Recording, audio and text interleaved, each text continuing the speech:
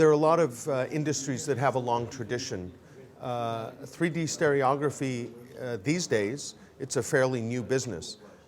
So a lot of the other things I've done before have helped me learn how to do this.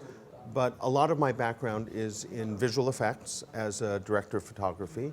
And I started in theater doing lighting. So the theater work I did and the visual effects work and the feature film work I've done all sort of comes together to help inform the 3D, the stereo. These live productions are really exciting to work on. I work on other things that are fairly exciting.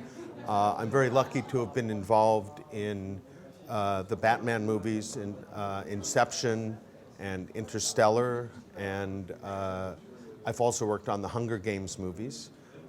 But what's brought me to Paris in the past, we've done 2 other projects like this here in Paris, and also Rush Hour 3, I was on the Eiffel Tower, and G.I. Joe, I was on the Eiffel Tower again. Most of us are stereographers automatically. We walk around, we see the world in 3D. We have 2 eyes that are separated, so we get a slightly different view from one eye to the other. And from the time we're little babies, we grow up learning to understand that information, and so we see the world in 3D.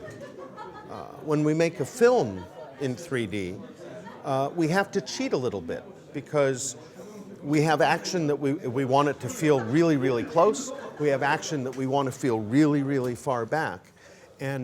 But we can't have the audience move around in the theater. They're always sitting in the same place. So when we make a 3D film, we actually give different information to the left eye and to the right eye. And the way we separate that information is with the 3D glasses. That's why if you go to a 3D film, you always have to put on 3D glasses. What we do as stereographers is we have to figure out what's the difference between what your left eye sees and what your right eye sees. So we film, every rig has, wherever you have 1 camera, we now have 2 cameras. And we have to decide the difference between what the left eye camera sees and what the right eye camera sees, so that when you put on the glasses, you see a difference between the 2, and it gives you a sense of this volume of space. The 3D that we see now is miles better than the 3D that happened in the 1950s, where the technology was not as advanced. But we still have some weaknesses in what we can do. The first weakness, you have to wear glasses. And if you look, you can see where the glasses are, I'm darker. So the glasses take away some of the light. And if you go out at night, you know, everything, the light, the colors look much more muted. In lower light, we don't see the colors as strong as in brighter light. So with the current capability of the projectors, coupled with the glasses, some of the color sort of gets reduced a little bit, and the contrast gets reduced a little bit, which is unfortunate.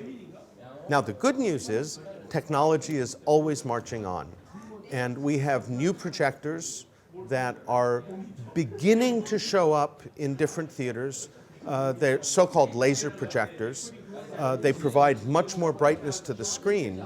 So even in 3D, the brightness is high enough, the color saturation comes up, but more importantly, because it's brighter, we perceive the colors as being more vibrant. And I think we'll see in the future, better projection will bring sort of a more vibrant experience, and other technologies too. Perhaps at some point, you don't have to wear the glasses at all. There are already some screens where it's possible, what they call an auto-stereoscopic display is a fancy way of saying a screen you don't need glasses to see 3D. So I think that's part of our future in stereo. There are a lot of different ways to play the stereo space, to play with the depth. And actually, different stereographers and different directors have different philosophies about how they want to portray the world. One of the popular ways of dealing with 3D stereo is to consider in the movie theater, or if you see it at home in 3D, that the screen that you're watching, they call this window on the world. And when you make stereo 3D that way, you create a window, which is the movie screen, and everything happens on the far side of the window. You're sitting inside looking out at the stereo world. There's another way of working, and some of us work more and more where we bring some of the action into the theater, and this becomes closer to you, and it involves you as the audience. It involves you more. It would be nice if we could do always bring all of the action out to the audience, but there are some technical considerations. When the action is in front of the screen, if a hand goes outside of the frame or the head goes above the frame, the whole feeling of the 3D space, it collapses like those little camping cups that we had in the Boy Scouts, where it's a cup that's this big and you open it up, and so the 3D space is like that, and a hand goes out of the frame and the whole thing goes flat. So we have some considerations that we have to take to avoid destroying the illusion, and the easiest way to avoid destroying the illusion is to push the action back a little bit further.